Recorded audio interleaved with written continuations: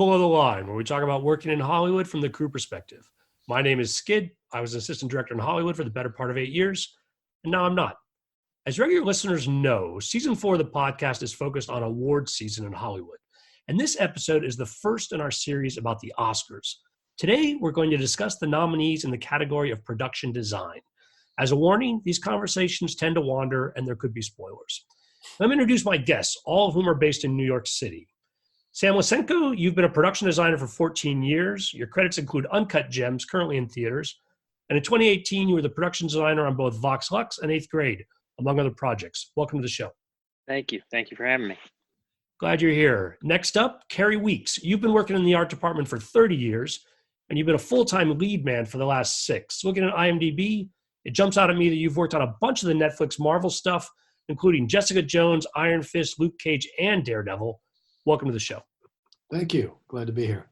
And then finally, in our 4th chair, George DeTita Jr., you've been working in the industry since 1977. We'll let our listeners do the math. You've been twice nominated for Oscars as a set decorator, Ragtime in 82 and Radio Days in 88. And a couple of my favorites from your credits list include Birdman from 2014 and Succession, the TV series currently running on HBO. George, welcome. Thanks for having me. Before we start talking about the year's nominees specifically, let's talk about how things are structured within the art department as a whole. As I mentioned, you've all got different job titles: production designer, set decorator, lead man. Talk to me about how all that comes together for what we see on the screen. I can start that off. I think that especially being the youngest on the podcast, or at least in terms of years of experience, the trickiest part of engaging any movie is actually putting together a crew. After that, if you've found reliable people who know their individual roles, it makes the job exponentially easier. But in theory, I think the production designer functions as a communicator and politician between the interests of the fiction and the critical engagement of the artisans who have to actually execute. So you want to make sure that you're trying to foster an environment in which everyone in the art department can engage with a fiction and bring their A game, but are also alleviating their concerns and being enough of a listener to communicate that stuff to producers and director in order to kick the football forward, if that makes sense. And what about the various roles? So for example, if you're working as a production designer, are you the first one on the project and then you bring along a set decorator you've worked with, or is that person hired separately? Just starting with that, how does that come together? Sure. You have to start to think of it more as like I think in a lot of ways, the set decorator is the chief executor of visual concepts in the most creative way outside of the production designer. So I think, those two jobs work in tandem in ways that, and which is reflected in Oscar nominations, in ways that the art director production designer relationship aren't. You are really extending yourself in that other person in order to facilitate the look of a thing. And so one would hope that you assuage enough concerns that I can spend time with the director talking creative, and somebody like George is actually doing the work. George, tell me a little about your history with the work. I know that when you were nominated, it was a group of you nominated in the set directors category. In other words, there were several names associated with the position. And I see less and less of that. Occasionally I see 2 names, but I'm curious how that role is split up, if it's multiple folks or if those are more unique situations. Well, I think you first have to start with the fact that, the Academy probably has gotten involved with that more, in recent memory than back when you saw that I shared that credit with multiple decorators. I mean, in the case of Ragtime, it was a show that was done both here and in England. So, they did probably half the show in New York and half the show they did in the studios in London. I think for that particular show, it was a shared credit with various decorators and whatever. On Radio Days, that was all done in New York, and there were I believe 3 decorators that were credited. It was a big show, and I believe at that time there was probably a little more leeway with the Academy. And back then, I believe also that art directors shared the credit.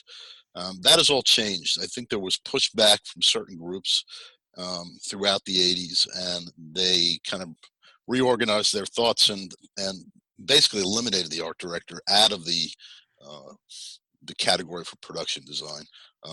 And I think although it still happens, I think it's probably frowned upon to give more than one decorator a credit, because I believe that that comes from the Academy. With that in mind, I think that politics play into the situation as far as those nominations are concerned. To that point, I think I read that there weren't even set decorators recognized until the late 40s, I think. And I think the early years, it was only a single award given to the production designer. I think it's not in front of me, but they called it something different when things kicked off. I think it was probably art direction. And, I don't quite know what the early history was. I do know that the set decorator in those early films did share the front screen credit. So, and there were some pretty prominent names back then who, over the years, are decorators who are constantly kind of referred to when they talk about the golden age. But, I guess that evolved over the years, and, it is where it is now. Well, speaking of where it is now, let's talk about some of the other roles in the art department. Gary, leadman, give us an idea of what that job entails. I'm basically I'm the installer.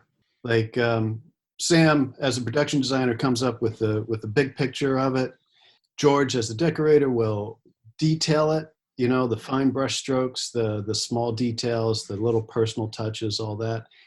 And then me and my crew are the ones that put it in. If it's a location, we go in ahead of time, we clear everything out, we bring in our stuff, we work closely with George and whoever his assistants are to make sure everything looks just right. Sam, the production designer, would come in and give it the final okay, and then we shoot. If it's a stage, I'm there in the very beginning to, put the floor down, put the ceiling up, put the pictures up, all that. I just wanted to address one thing. Interesting, the one question that civilians constantly ask me for some reason when I tell them what I do, and the question is, how do you get that job? Who hires you? And I don't know if they're trying to hone in on my work or what, but it always seems to be the first question on their mind is, well, how do you get that job? Who hires you? And so typically that is the decorator. The decorator is my immediate supervisor, with the production designer being sort of the overall departmental head. So for those people who are very hierarchical and very in need of a hierarchy, that's generally how that works. And then, so what sort of size team are we generally talking about? On a typical film, obviously, films tailor their crews based on the actual requirements of the job. But are we talking about 3 people, 10 people? What sort of size crew are you working with? Well, it really depends on the project. I mean, there are small jobs. Some of these small little HBO TV shows, like what was the one about the comedian who was sleeping on the couch? It was surfing or something like that, wasn't it? It was about crashing. That was crashing. That was it. Yes. That would be a pretty small crew. There'd probably be a decorator, a lead man, and maybe 3 or 4 set dressers. On the Marvel stuff, I was usually running a crew between 20 and 30. I'd imagine on something like The Irishman, you could have 50 guys on in a given day, 50 just set dressers, and that's not even counting scenics, carpenters, construction grips, etc. So. And a lot of these folks are working ahead of the actual shooting crew, preparing sets in advance. I know as assistant director, we might have a couple representatives, an on-set dresser, greensman, comes from the art department, is selected by you guys to handle those jobs for the shooting. But everyone else is trying to get ahead because there's so much pre-work that goes into what you guys are setting up. Yeah, yes. On The Irishman, there actually were 2 set dressing crews because my brother Jerry was the lead man on that show, and I know there was a second set dressing crew that kind of did other things. So there was two dressing crews being run for a period of time on that show. And you think just because of schedule, George, just because they had so much to get done that they actually divided into to And list or they might have had a second unit also going, so that's possible, and probably because it was period, etc. They probably decided that maybe it made more sense to do it that way. well, that's a good segue into our nominees. The first up is The Irishman, nominated production design, Bob Shaw, and set decoration, Regina Graves. I know that you've all seen it. What do you think their challenges were? What catches your eye from a production design perspective? Listen, I think Bob and Regina did a pretty brilliant job on that show. They covered a lot of ground. Period wise, I think they covered a number of years, and I think overall it's a pretty great looking film. I think that they delivered the goods. I thought it was pretty spectacular on a design point, and I can't say anything that I negative about what they did. I think everything was pretty incredible in terms of the look and what they achieved.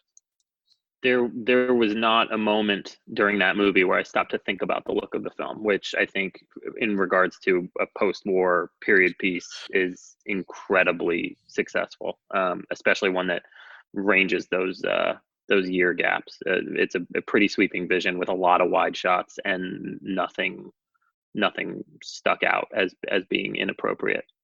So that's a success as far as I'm concerned.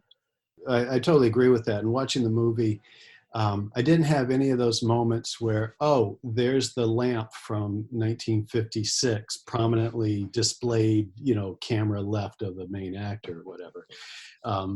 I've seen that happen often enough in period films where it seems like they're trying to hit you over the head with the periodness of the design and the set decoration. And in this, it was such a crucial part. I really felt enmeshed in the story and in the time period and in that universe. I felt completely enveloped in it without being completely aware of it or conscious of it. And that's a difficult and beautiful thing to pull off. And I think it highlights one of the challenges of a period movie, and you've all alluded to it.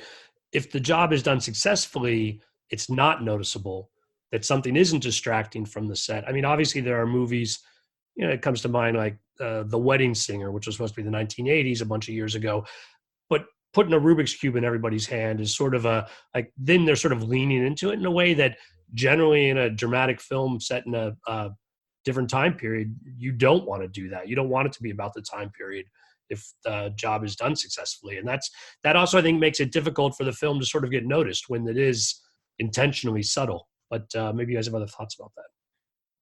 I agree completely. I think, it's incredibly hard for contemporary non-period films to get noticed for design, and even in our conversation about The Irishman, we're all defaulting to the post-war stuff, but the 1990s stuff looked fantastic also, and was as considered, and really some of the more beautiful parts of the film, I thought. But you don't stop and think about it, and because of its the ability to fold in, like a chameleon, I think not just the viewing public, but also critics and the Academy don't stop to pay attention to it. Well, I think on the opposite end of that spectrum, let's talk about our next nominee, Jojo Rabbit, set during World War II. Production design, Rob Vincent, and set decoration, Nora Subkova, if I'm hopefully pronouncing that correctly.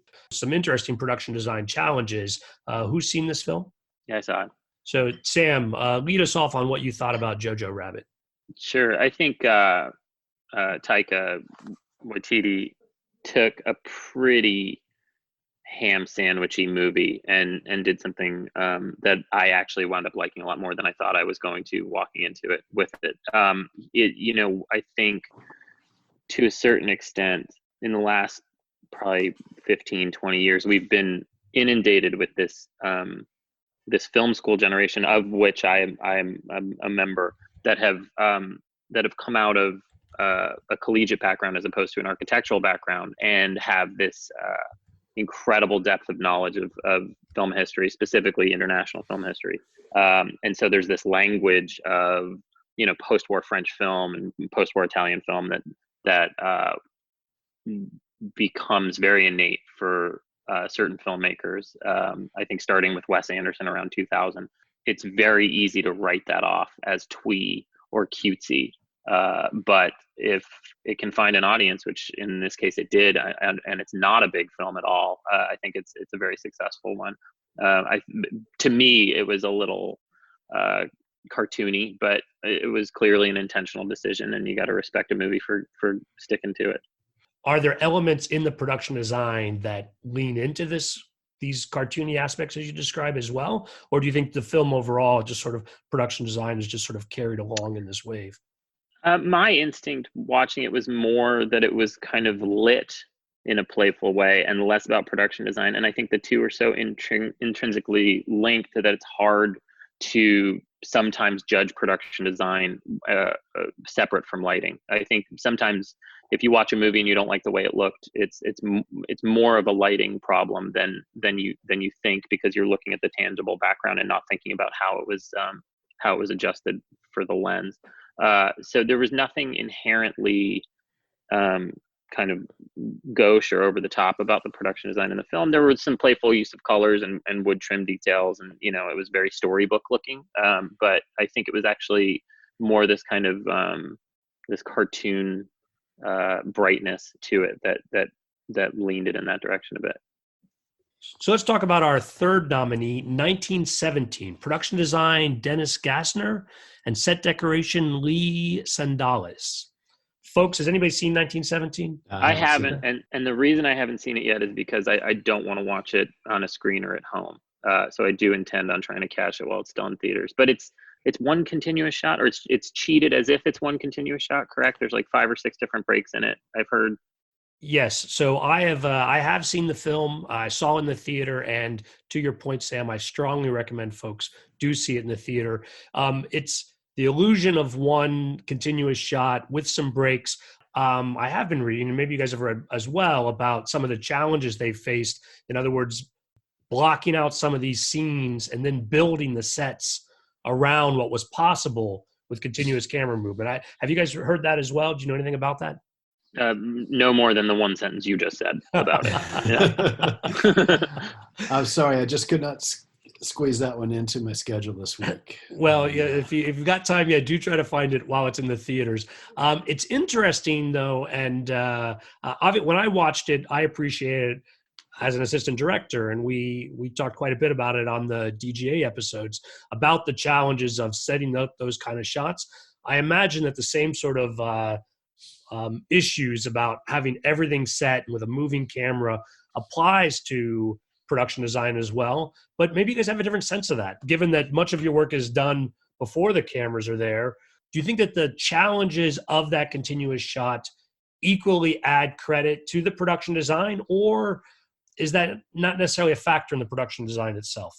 If I can kind of meander off of that a little bit, and just say that to what Carrie was saying earlier about his job role, I think was modest at best. He, along with, to a certain extent, myself and somebody like George, are in a position in which we're kind of directing tomorrow, both logistically and creatively.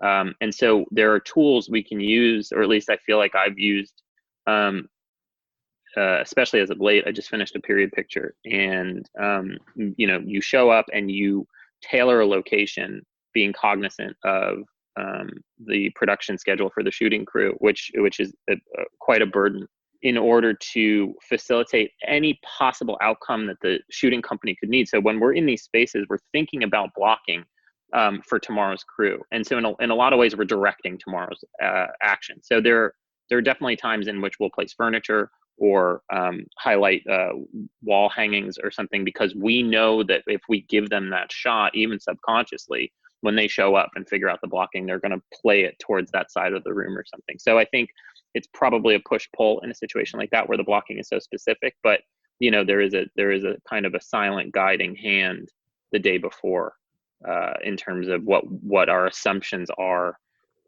So I think that given those kinds of logistics, it's very feasible that despite our lack of want, like Carrie or George could direct, because you have to be considerate of those things to do the job well. It's kind of a truism in film, from the art department where if they say, we're never going to look over here, they're going to look over there.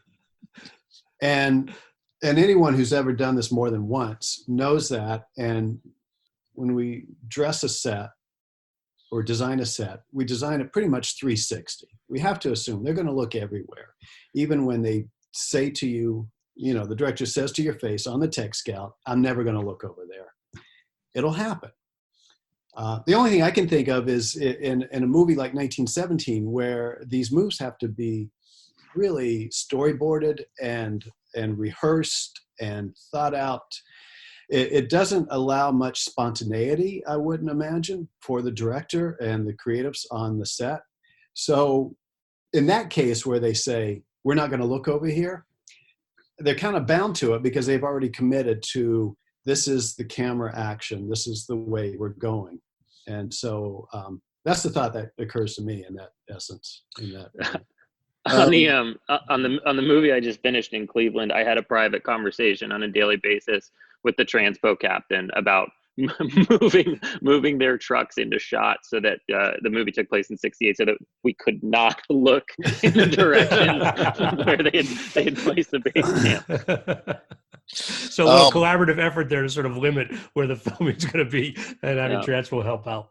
You know, in terms of that idea of the continuous shot, now I did Birdman, which obviously we were up against all of those situations, and you know, it obviously does have a big effect on the design situation because you know you have to know where they're going to end that shot to cut it in such a way. So the thing is, you're usually covering a lot more ground than normal and worrying about, where that camera is going to wander off to. So I would say that, in the case of a show like that, the design elements are, become a big factor because you have to know, at what point they're going to kind of, try and melt that into something else to make it look like that seamless shot.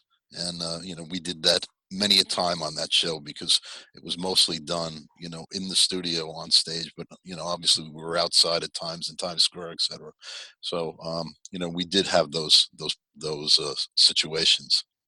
Skid, also think about it this way. It's like we're composing images usually with the assumption that you have a master and then you go in for coverage. So what looks good in the wide probably looks like shit from the opposite direction. And the number of times that the dressers have to move a bed so that the grips can put up a light or something when you pop in negatively impact what a 360 would look like, even down to like where a lamp cable is lying. And without the ability to tweak individual images, I think it's actually much harder to be prepared for that kind of thing.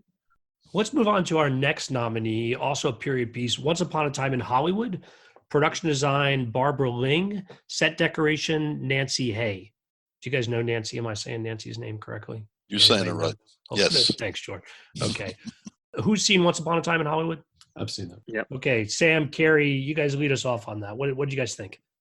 Well, I actually, I happened to be in LA when they were shooting, and they had, for what winds up being very brief moments of screen time, they had dressed probably a 6.5 block run of Sunset Boulevard for the period, and I was just driving down it, and I had no idea what it was for. It was one of the most incredible things I'd ever seen. The scope of that movie is just staggering. It's definitely easier architecturally to shoot the 60s in LA comparatively to say New York, but that city's had major changes, things like bike lanes and, anti-terror planters and the removal of parking meters and the change over to LED streetlights, for the exterior stuff, they did an incredible job. It was really shocking. And I didn't like the film the first time I saw it, but then I went to go see it again. I saw it at the ArcLight in Los Angeles, and I was blown away the second time I saw it. Too much music, though. Just we're doing scores on another podcast. Yeah, so too much music. Carrie, you said you'd seen it as well. What were your thoughts? I did. From a production design standpoint, it didn't really blow me away. I thought they did a an excellent job. I'm not sure doing your job to warrants an Academy Award. Maybe I'm being a little harsh here, but the scale and the scope of it, yeah, it's a lot and it's impressive. But I didn't see anything that made me think, "Wow, that was really above and beyond." Yeah, I think I have to agree with Carrie. Like the scope is shocking, but it's not a very pretty movie in any sense, and it certainly isn't subtle in its look at all. The way The Irishman immersed me in that world, I don't know. I didn't feel completely immersed in Hollywood in the 1970s. I felt somewhat distanced from it. And it's hard to say exactly what that is. I mean, that could be just Tarantino's directing style, which is not quite as intimate as Scorsese, but that's my 2 cents from way down here. Well, another question occurs to me in what you guys have just said, in that when you guys see a film for the first time, and this is for all three of you, are you able to enjoy it as a movie, or do you automatically find yourself critiquing or noticing or basically being distracted from the film itself by whatever's happened with the production design? It really depends on the movie and how good of a story they're telling. And if I find I'm looking at, wow, that must have been 6 trucks and 40 dressers that day to dress that scene, then my mind is wandering from the story and what's happening on the screen, which is fine. And that happens even in the best of films. But so it toggles back and forth between, wow, that was a huge dress day to being completely immersed in the story. I would say that I'm always looking at the design. It's just it's what I'm always doing. In addition to paying attention, but I think that ultimately I think that's what we always do. I think we look at what we know and critique it. Yeah, I think I find myself watching escapist crap, in order to not have to think about process. So I'll watch Die Hard 3 40 million times because it's much easier for me to fall into that fantasy than it would be for me to watch Parasite, even though I know that I would love Parasite. Well, let's talk about Parasite. That's the final nominee on our production design list. Production design credited to Lee Ha-jun and set decoration to Cho Wan-woo. So, Carrie, what were your thoughts on Parasite since you've seen it? I loved it, and it was interesting there because I did have one of those moments where I'm very conscious of the production design, and at the same time incredibly appreciative of it. There was one scene in particular where it's raining and the streets are flooding, and the camera is pulling up for a direct overhead shot, and you see the telephone lines and the power lines start to cross, and you see the water and the people walking through, and then a dog swims by. And it was just a beautiful, beautiful shot. But the whole design of the poor people being down the stairs, down, they always had to go down to get to their place. And then the rich people were not only did you climb stairs to get to them, but then once you got up there, it was this whole green oasis that was sort of floated above everything. And I felt in this movie that the production design was a huge part of the story. That it didn't just contribute to the story; it was part of the story. It was part of the plot, and so I really appreciated it for that. And I thought it was outstanding. It kind of reminded me of Birdman in the sense of in that movie where in the hallways always seemed to get tighter and tighter as I don't know if that actually happened, but that was the impression I got. Was that the case? Yeah, it happened. So that was another example of how the production design is part of the story. It struck me in Parasite that we also have these parallels between the house on the hill, if you will, where the rich folks live, and their window of their yard, and the window that the poor folks have, just the sort of parallel between the way those things are shot. Let me ask you guys, in general, What kind of relationship is there between the director and the production designer in figuring out those elements? And I can see why it might be different film to film. But in your experience, does the production designer have the opportunity to bring up those sort of things, or do directors often come with that, either scripted or otherwise determined in advance that that's the story they're going to? I think if I'm doing a really great job, then the director is going to think that my great idea was their great idea anyway. You know, so you can guide the hand, and there is an incredible amount of input, especially in the prep process, because I'm the first line of defense when it comes to location hunting, and that can dictate a lot in terms of what other worlds wind up being. For example, on Uncut Gems, we didn't know what his house would look like until we had landed his apartment location, and we used the aesthetic of the apartment to drive the location hunt for the house. And there's as much work in those two locations. So I think these broad sweeping ideas about vision can be honed at that point in the process. But I think a good director doesn't know what he wants, but he knows what he doesn't want, and that's a much more valuable skill, because then there's the freedom for us all to put it together. My brother is a production designer, and I've often seen him even suggest particular shots to a director based off of the set he has built or whatever, saying, so if so-and-so come in through here, the camera can move through this, and you get this nice little foreground element, and then they can be framed over here. And, he has like Sam said, he has a way of suggesting this, I think, that where it comes off as, the director thinks, wow, that's a great idea I just came up with. Speaking of Parasite, it's another movie where I've heard some of the stories about the production design, and where what's making the rounds now on Parasite is that the house that the rich family lives in is not a found location, but is built from scratch. Clearly, there would be challenges in doing that, similar to what we said about 1917. But I want to take the conversation towards Oscars in general. And to what degree would you guys guess that stories like that making in the press might actually influence voters when it comes down to choosing a final winner at the Academy? Well, I'm not a voting member, so I really have no idea about any of this. George, you are an Academy member, though, so what are your thoughts on the voting process? Well, listen.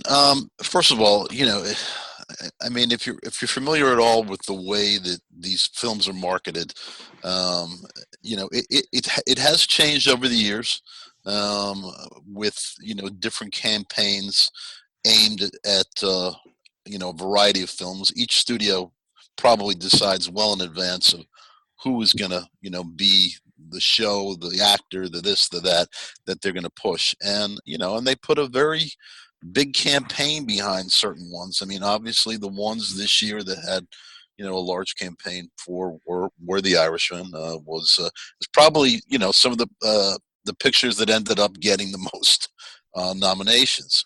There's a lot of money that they sink in.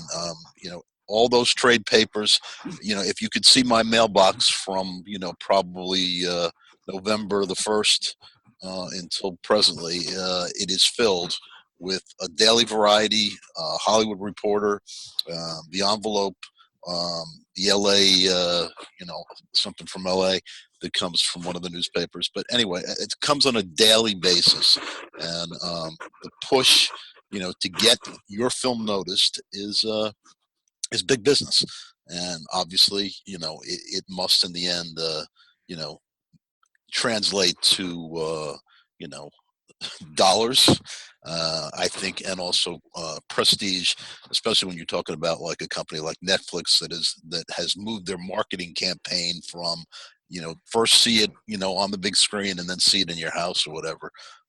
So I think there's it's big business, and they choose in advance. And I think that, listen, ultimately, I think that those things have to have some kind of an effect on an Academy member, because those are the pictures that are, getting noticed. Those are the pictures that people are talking about.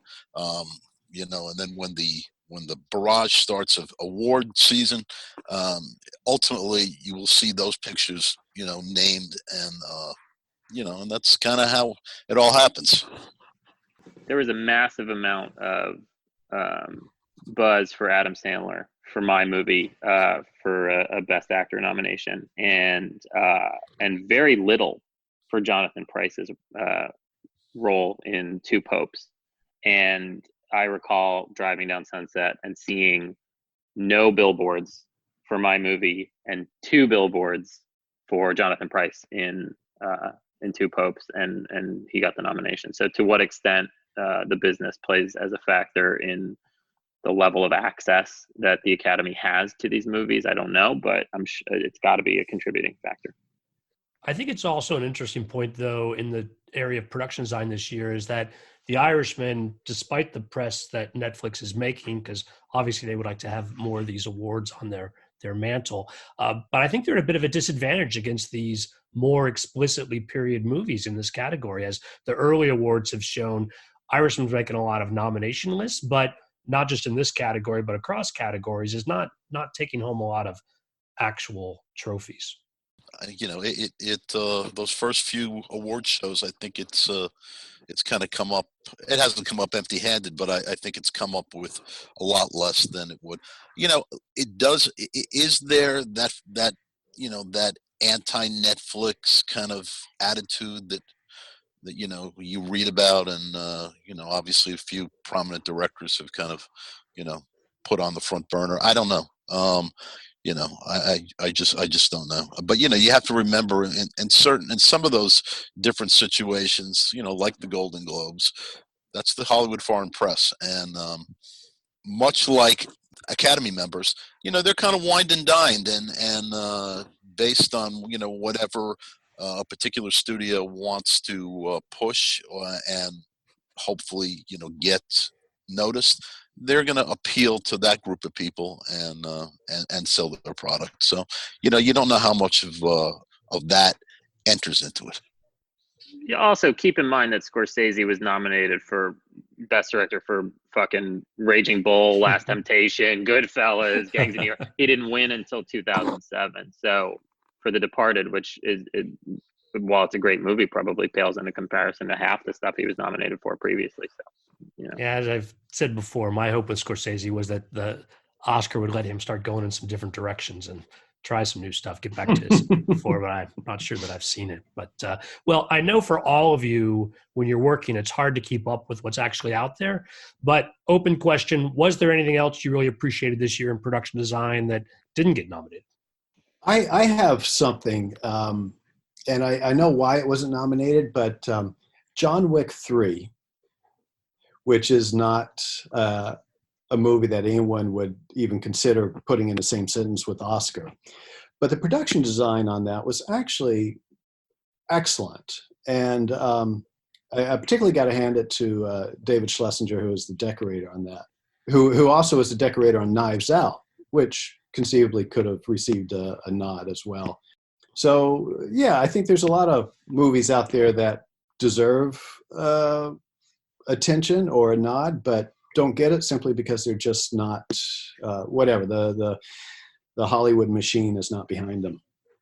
I had some issues with Joker, but I thought the production design was fantastic. Overall, I thought that was a very good looking picture. I thought maybe the Two Popes might, only because it just had a kind of a stellar look to it, and they did build the Sistine Chapel. But they weren't allowed to film in the real one. You don't think that's no, not at all. So you kind of have to your hats are off to them even making that attempt. Yeah. Oh, also Ad Astra. Ad Astra was huge in scope, and critically undervalued for what that movie was and what it looked like, I thought. Yeah, I think some of the challenges of even that moon surface stuff, that's a huge production design challenge that if it's running well, as you said, it fades into the background of what's actually happening. But yeah, obviously a huge effort goes into it. That was very impressive, the whole moon chase, although the movie lost me when they put a sound studio on Mars. I could not fathom why they would build a sound studio on Mars, but that moon chase was spectacular. It was a high speed, low gravity gunfire chase on the surface of the moon. It was awesome. Tremendous. Carrie, I think the lesson on your point is that sometimes the production designer just has to do what the director says, whether or not it Yes. makes any sense from a production design perspective. All right, folks. Well, listen, that's going to be a wrap. Thanks for being here, everybody. Thank you, Skid. All right, Thanks, Skid. Listeners, I welcome your feedback. You can email skid, S-K-I-D, at belowtheline.biz. That's B-I-Z. I also appreciate your feedback via iTunes, where your ratings and comments really do help us reach new listeners. And Facebook, where, for your visual entertainment, I post photos and other behind-the-scenes materials at Podcast Below the Line. Finally, you can follow the podcast at Twitter and Instagram. It's at Pod Below the Line. Thanks to Curtis Five for our music and John Juan for our logo. The logo is available on t-shirts, mugs, and stickers at redbubble.com. Thanks again for listening. Our Oscar discussions will continue next episode, and I hope you'll join us then.